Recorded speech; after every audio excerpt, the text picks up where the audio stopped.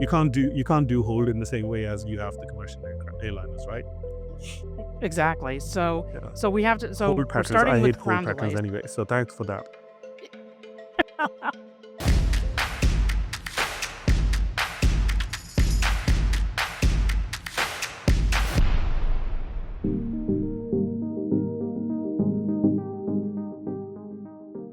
Hey, welcome to the Air Mobility Show with your hosts Amad and Nadia.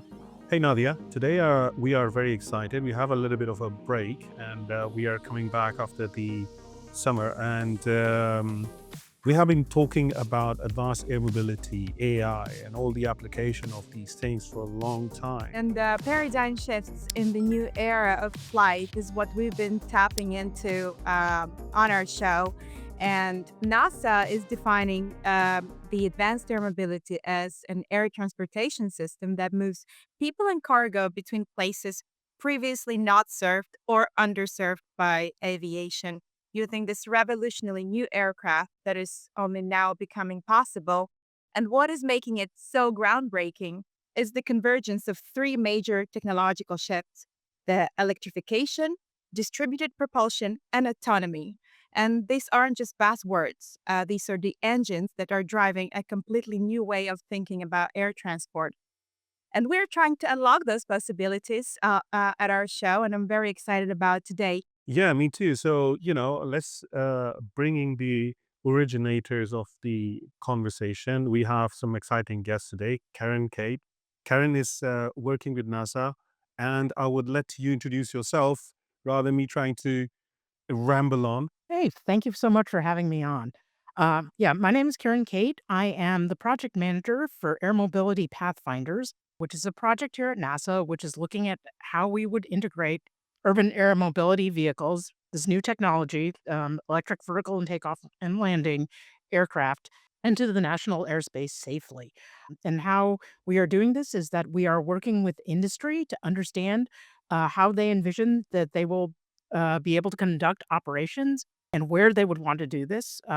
As the name implies, urban air mobility means flying in urban areas. So let's say you have to go to the airport, that's an hour away, and there's usually a lot of traffic. I'm located in the Bay Area, so I know this really well.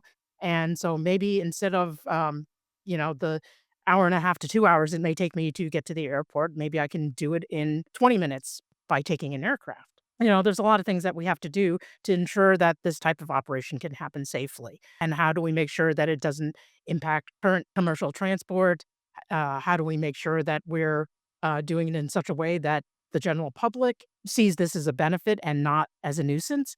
Just very simply, how do we make sure ensure safety and efficiency? No, that's very exciting. I know that you have a lot of programs that are going on, and one of them was, uh, you know, um, uh, specifically some of the videos that Nadia actually were kind of excited about, which are the AAM playbooks. How do you look at this in terms of the facets which are involved in this AAM space, which necessarily are not involved in aviation, in general aviation, or are commercial aviation as such? One of the things that we're looking at is how do we expand the capability to have all these different types of aircraft and not just the AAM or sorry, the UAM vehicles that we're talking about, but all other types of new entrants. NASA started in the field of looking at, how do we manage small UAS for commercial purposes, for package delivery, and looking at this idea of federated airspace, where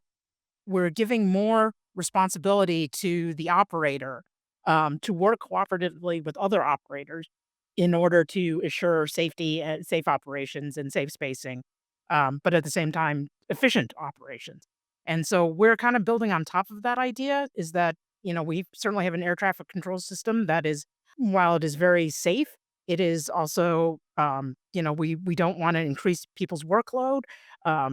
specifically the controller's workload. So we're looking at, well, what do we think might need to change such that operators can manage their own vehicles in a cooperative fashion with others. That's our approach, is looking at this very much from that air traffic management perspective, and that we need to be able to make sure that everyone has a common operating picture, that they are, that their information is synchronized, that they understand what other people are doing, and that they have a common situational awareness.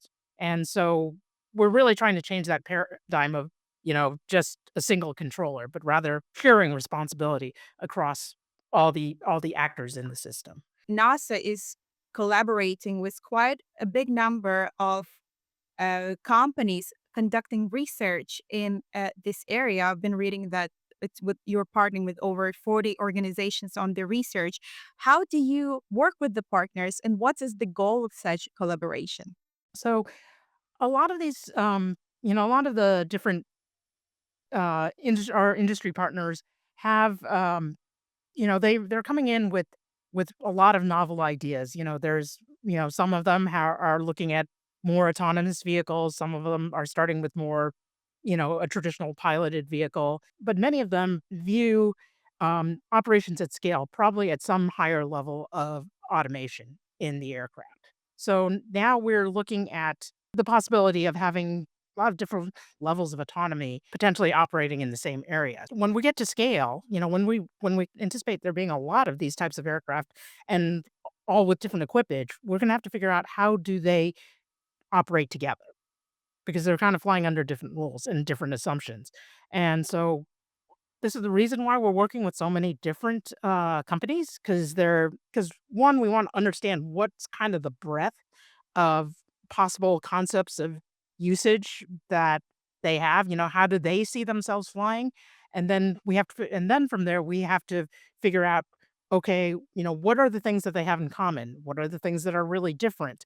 What do we have to be prepared to accommodate? Yeah, that's very interesting topic, and we've kind of discussed this kind of a lot. But dealing with all these different types of vehicles who are going to be flying in these different types of role, and still having an ecosystem where they can operate safely, do you think giving independence to all the operators is the way to go? Because all of them will like to dictate their own vision onto that, and unless there is some kind of a standard, at least that everyone have to follow, I think it's going to be a challenge. So, what are you looking to do in that sort of problem, solving that problem? Yeah. So one of the ways that we are working with many of these industry partners is through the an ASTM standards working group, specifically focused on the providers of service for UAM. The PSU is part of the software architecture that we're proposing for these types of extensible traffic management services, very similar to UTM, where where you have kind of a communications bridge that allows different operators to come, hook in, get situational awareness, get an understanding of, um, you know, being able to kind of um, understand what their operational intent is, monitoring and doing conformance monitoring to make sure that they are doing what they say they are, and doing command capacity balancing, where if we know, much like, today's operations, for example, if they're trying to get to a vertiport or they're trying to get to an entry exit point into controlled airspace, that we're not overloading those resources. And, potentially assigning delay, doing a ground hold if we think they're gonna overload a particular vertiport or a particular, entry exit point. The approach that if we can handle this, well, let's, based on our density, if we can handle this strategically first, let's start there. Can we, how far was that gonna get us? What kind of densities will that support?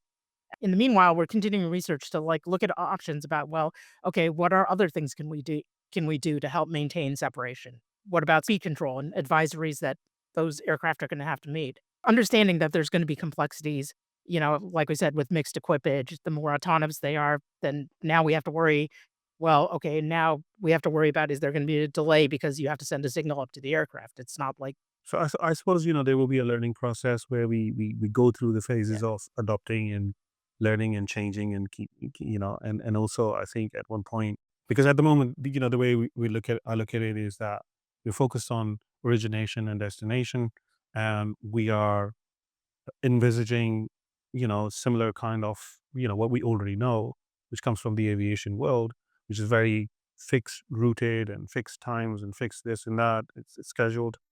Um, Whereas the way I think of UAM is a lot more flexible, a lot of dynamicism, and so on.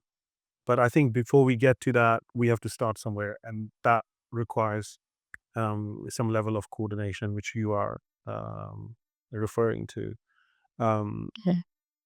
but uh, uh, moving forward, Mhm. um, Well, I I think feel that like. within Sorry, go on. Oh, no. Yeah, I mean, I think within, you're right. I think, we have to kind of make those smaller steps with the idea of more fixed routes. But I think a lot of what we're talking about is also applicable as you start expanding what might be a cooperative area. Generally has to be some idea of what your intent is. You're going to have to start somewhere, you're going to have to end somewhere. And within that, just I think a lot of the agreement that has to happen is that, you're saying you're going to be somewhere at a particular time. And from there, that's information you could share with another operator. And it doesn't mean necessarily that, it has to be a pre-established route, but rather, I think as long as you know what your intent is, Yeah, no, absolutely. I think, come later. also, thankfully, as we start, there will be less traffic. So, we'll have a time to learn and adopt.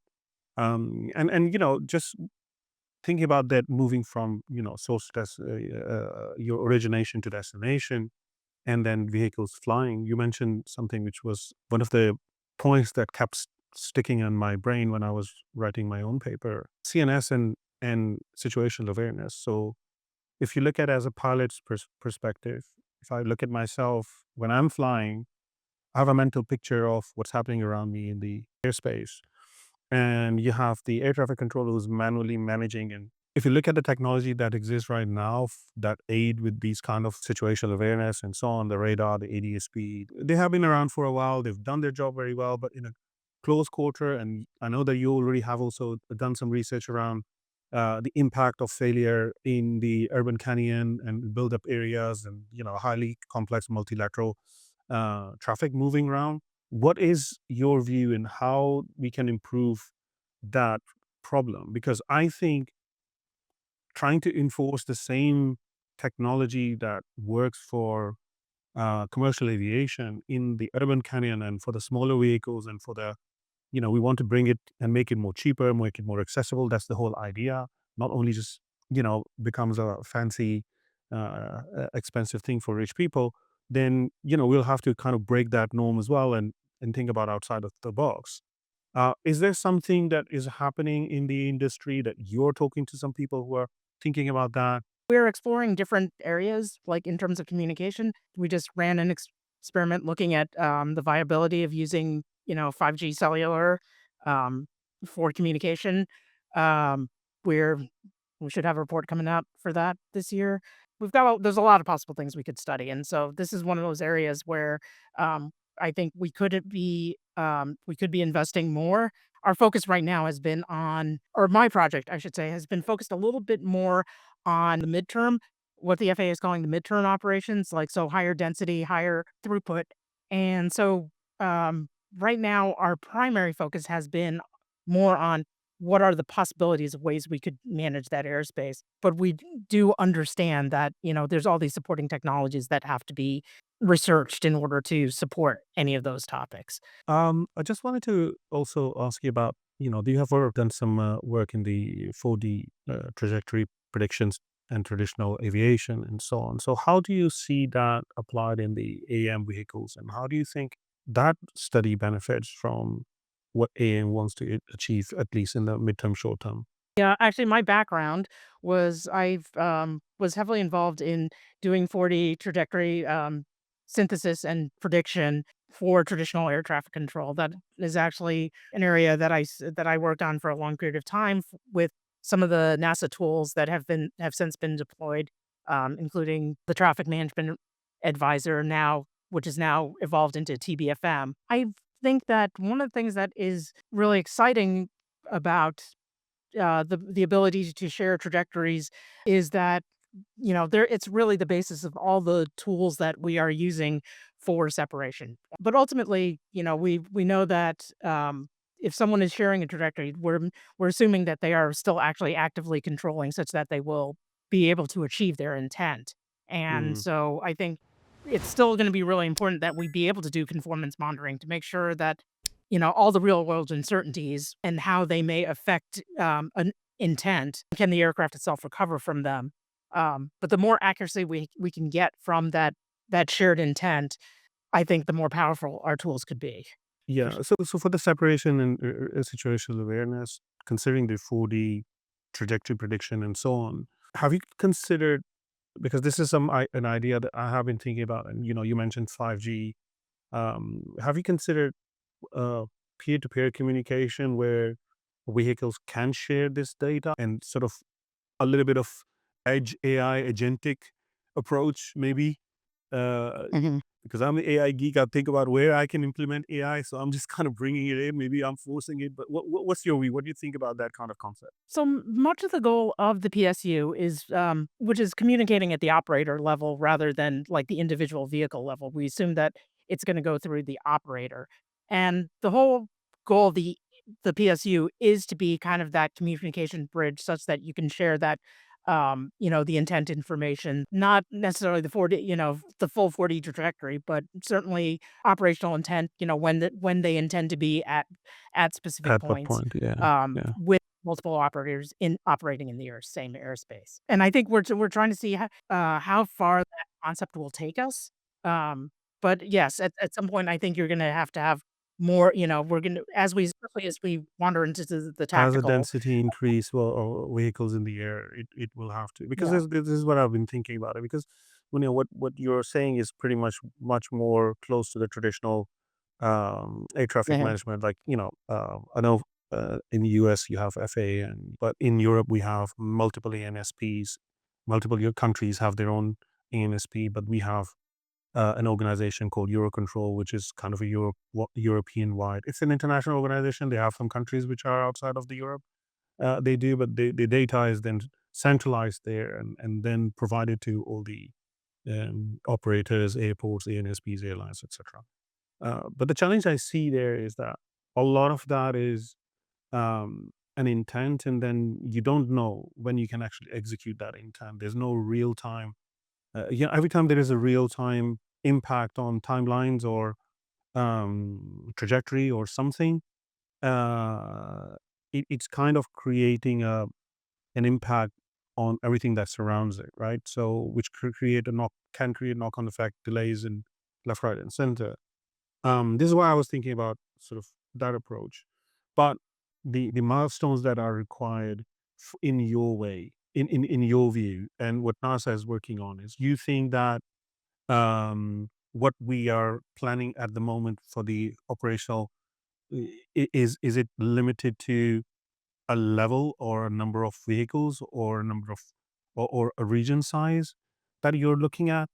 How are you calculating that there will be a point where this will be a threshold that this will not work anymore, and we have to break something and make something new?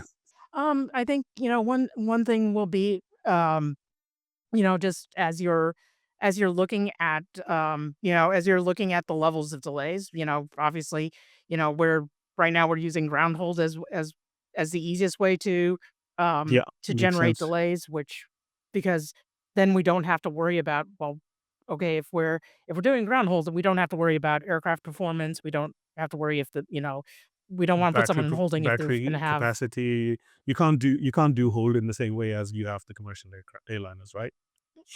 Exactly. So Yeah. so we have to so Hold we're patterns. I starting hate with hold ground patterns delays. anyway. So thanks for that. So, but I mean, we're not ruling those out. I mean, at some point, that's going to Sometime be might some. be. There Okay. are going to be Yeah. situations where, if there's, for example, you've got a vertiport, and if the pad doesn't clear, then you may have to put someone in a hold, or you may have to ask them the path stretch, and And then you're gonna have to take into account the fact that, battery capacity is gonna be an issue. At some point, your system may get to the point where it's like, well, what's an acceptable level of ground delay? If we're talking about a flight that's only really 20 minutes, someone may not wanna wait 10 minutes on the ground. So it's kind of balancing that business case. The other thing that which I or at least I don't think we know quite yet is gonna be the actual performance of these aircraft versus, what their intent is. When we get a better sense of their performance, then understand, how good, can they conform to their intent. I think And I think um, technology is that's kind of gonna evolving very rapidly as well. Your battery technology is changing fairly quickly. They are talking about hybrid hydrogen propulsion as well. So there's a lot of different yeah. projects, and I'm hoping, fingers crossed, there will be, a moment where we move from Blu-ray to, NAND drives that will completely change, Yeah, the iPod moment. I think I'm hoping you're for right. that. But for Okay, Uh-huh. so let's get into the infrastructure topic then. One of the things that was kind of interesting for me is the social integration, right? How that will impact cities and the infrastructure in the cities and building the vertiports and providing that service. Either is people air taxi transportation or it is goods and services. Particularly, my favorite topic is emergency services and how that can be sort of a test bed and an easy to sell to the public kind of thing, acceptance wise. I don't see many people complaining about, we don't want any emergency services. What is the social impact or infrastructure impact when it comes to urban and regional environments? We've definitely done, like, a lot of studies, looking at, what are different things that can be done with these new vehicles that would benefit the public good. We've got a study coming out also there's a paper that'll be coming out on that this year as well. But I think I completely agree with you that this is one of the best entrants for this particular market because, everyone understands that, emergency services are necessary. Obviously, their tolerance for noise is very different when you're dealing with an emergency situation. But there's also opportunities that we've been discussing with some of our sister projects, including Acero, which is our wildfire emergency response operations project, which is looking at how do we manage unmanned aircraft in wildfire suppression zones. And so one of the things that we've been talking about with them is, well, this is also an opportunity for us to bring in these type of urban vehicles, in case of a medical emergency in a wildfire region. So somewhere where we'd see a lot of mixed operations between, There's yeah, always some kind of wildfire problem, right? So that makes sense. yeah. So Yeah. So we are so this is another potential application about, well, we have a medical emergency in a fire region. How would you manage, how would you manage to get that vehicle in and out safely? And then and then once it's out of the wildfire region, how do you bring it to an emergency service like a hospital? And, how do you integrate that with existing air traffic? So I think a lot of the problems that we see in normal commercial operations would be, is this is another way that we can kind of look at those problems in a situation where we understand we can learn about the complexities and learn about those interactions. But I think, what people will find is like if we bring these vehicles in for these public good missions, I think that will really help with community acceptance. Particularly if they're seeing these vehicles and where before they were, you'd fly in a helicopter and it's noisy. There's lots of smelly gas emissions. If you could do this with a vehicle that's much quieter and that's not generating big emissions, then I think that will really help with the public perception. And then combine that with the electrification, then hopefully you're bringing down the cost too of making these emergency flights. I mean, last year I lost my sister. She was visiting Dubai just after the floods in Dubai, and she had a heart Oh, failure, wow. couldn't reach the hospital. So, this use case is very close to my heart. But I think, the things that I'm excited about is things like one of the friends of the podcast, Carl, he's developing a vehicle that will be first response vehicle. So he's talking about a vehicle that can get a first responder and some equipment to a remote location within 8 minutes. So this is kind of a sprint vehicle. It's fast. It just A to B. I think these are the kind of use cases that we can sneak in with the public acceptance. But just one more thing that I wanted to ask you, and this is some of the topics that were interest to me as well. Is we talk about the noise abatement techniques and um, other things that are related to the urban environment. But then, you also have things like conservation areas, the impact of conservation areas. You are making it very urban, like unlike helicopters will be flying around everywhere. Small vehicles to big vehicles. What's going to be the impact of that conservation impact, and also how to perhaps adopt the urban environment to support that change, that the infrastructure change that is required. Like, so, some of the cities and urban environments are pretty rigid, built up, very congested. Do you think that is something that will require a lot more change, a lot more work before we can implement it? Or This is something I think is also evolving because I think we don't know yet, what kind of, at scale, what's going to be the infrastructure that we need to support. They're electrified vehicles. Will need to be able to deliver appropriate power for recharging, and how that is going to evolve is actually a really interesting study because there's a lot of people Mhm. who I think are looking at the problem of vertiport placement, where do how Yeah, do you yeah. optimize your vertiport locations, um, for the greatest amount of service? But then I don't know, I think they're thinking more of the use case rather than do we have the infrastructure to support that? The challenge, of course, with researching that is that, at this point, I don't know if we know what's really gonna be the requirement, um, for the vehicles, particularly at scale. Yeah, I know that FAA announced some of the technical definitions. I was actually attending that online presentation by FAA. They've come up with ideas of heliport and heli stops and vertiports and verti stops, and how they differentiate with each other, but also are connected. And unfortunately, the friends are across the pond from you guys. Yes, I have gone a very different way. They think the heliport has nothing to do with the vertiport, and they are completely different things. So there's also like a disconnect. I know um, that NASA's focus is national, but whatever you guys do have an impact globally. So I'm hoping that, fingers crossed, there's going to be some kind of standardization, global standardization will come on.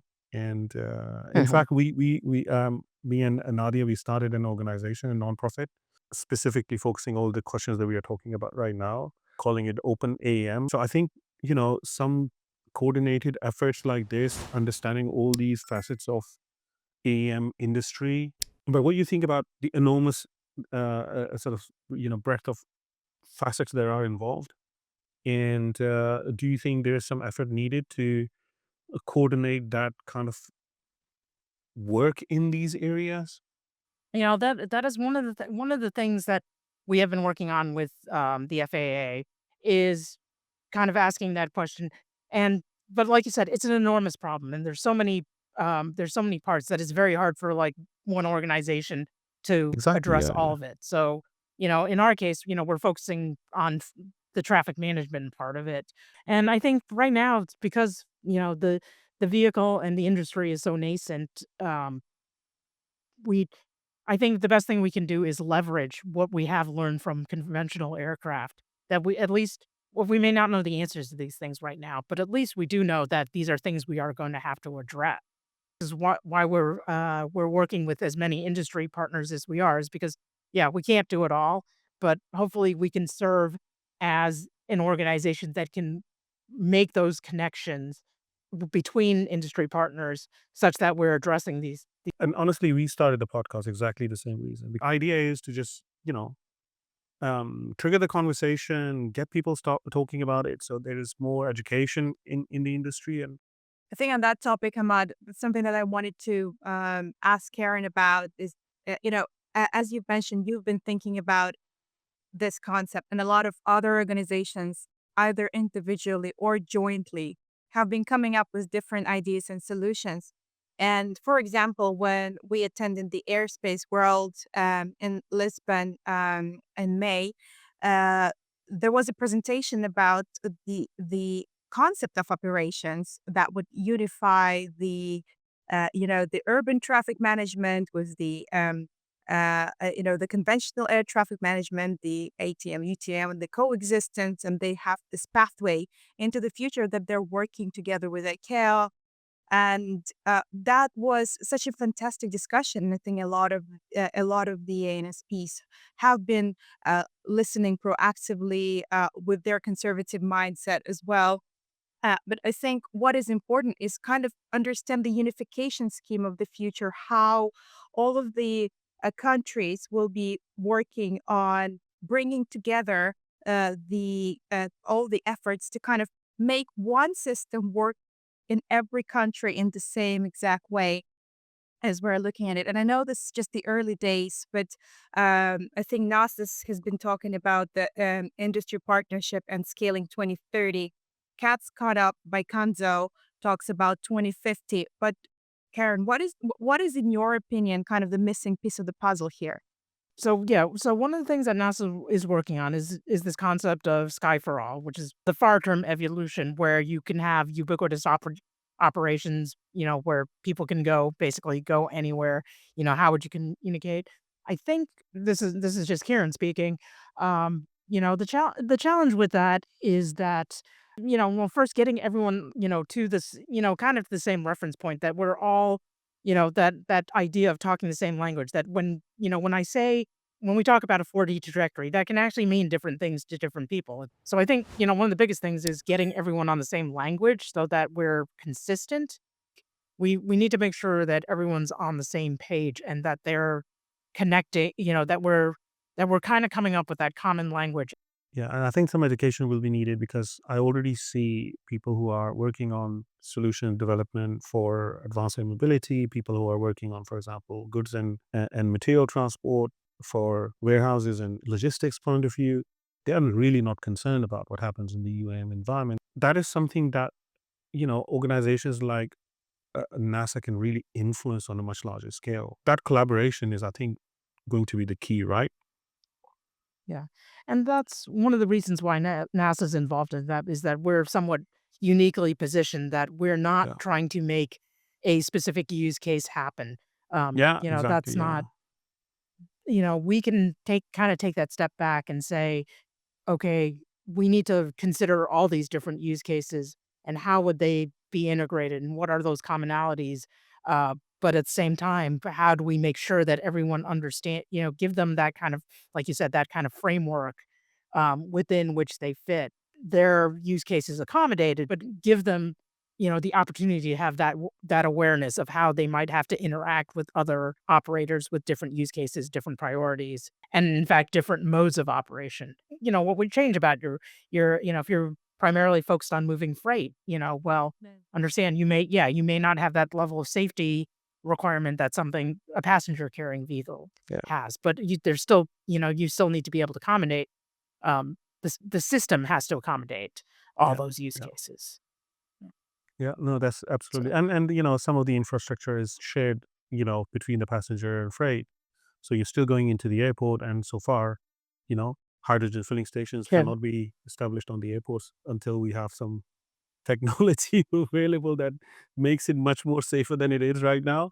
I think what NASA is doing is really, I think the unbiased approach towards providing a service rather than mhm, trying to yeah, focus on a business use case. That's really the key. And yeah, honestly, that's why we started the Open AM as a nonprofit, because we are not Yeah. trying to build something and sell something. We're just trying to help the Mhm. community. It's just my passion project, really. I mean, as you can probably hear, I'm mhm. very passionate about it. So sorry. Uh, So, well, I'm really thrilled that you're having this kind of forum for education and just in general to discuss these kind of considerations, because it it's a huge problem space. it is. Yeah.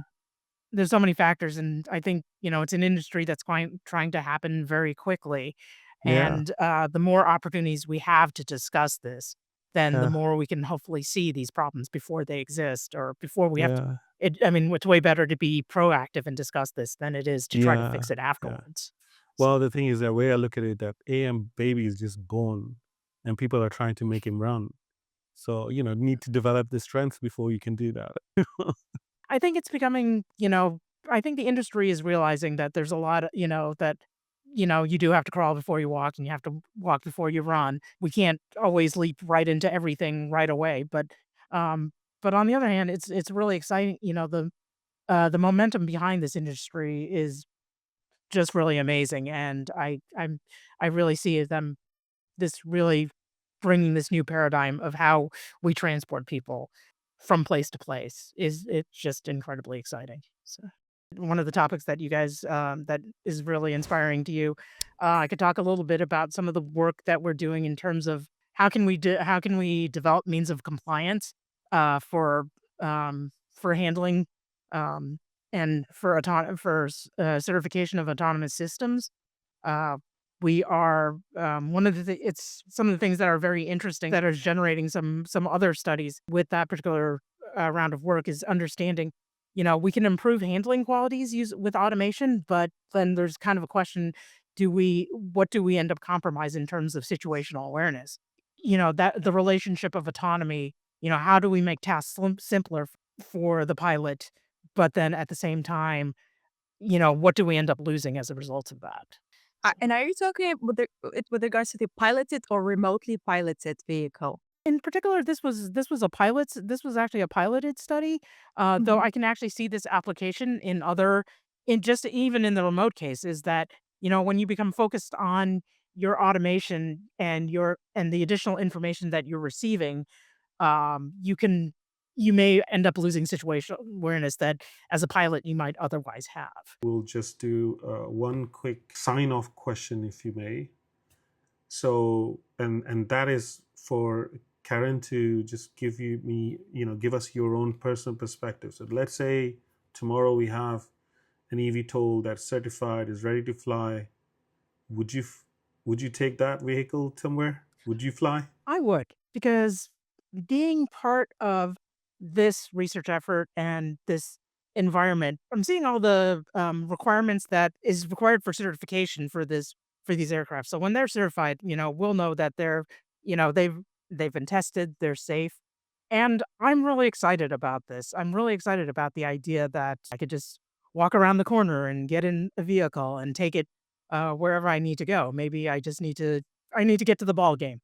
So, and I'm afraid and I don't wanna find a place to park there. I am very, very excited about this. I think it'll revolutionize the way we as people are able to move and to actually get to do things in person and to do and not have to do things virtually anymore, and see the things that I'd really like to do and not focus on how I get there. So It's a very exciting time to be alive. That's how I look at it, and truly, from my personal point of view, and it could be just my excitement speaking, but advanced air mobility is a major paradigm shift, no different from how transportation changed when automobiles came about. And the thing that we have to really realize is before automobiles, horses was a whole industry, and now horses are confined to horse races. And I think with advanced air mobility and the technological impact that it will bring in aviation have potentially a propensity to restart, reinvigorate, because we're kind of aviation industry is kind of stuck in the old ways. I mean, most of the technology that we use, including ADSBs, 70s, 80s technology that still goes on, and all we have done is replace the cathode tubes with the transistors and microchips and so on. But it's still the same, right? okay. So I'm kind of excited about what it will bring for us in the future, not only as a geek and technologist, but also as a pilot. But yeah, thank you so much, Karen, for your time and really your fantastic insight. I look forward to talk to you guys again, and maybe we can find some time to actually visit next time. But it's fantastic the work that you guys are doing. I'm following all the research that comes out, and thank you very much for all the viewers and everyone else who have been watching, who have been taking part, and we look forward to seeing you all. And thank you for joining. Thank you so much for having me on. And I'm just really excited that you guys are continuing to give this platform for us to talk about what really is an incredibly exciting topic. Absolutely fantastic. Thank you very much, and see you all at home. Bye bye.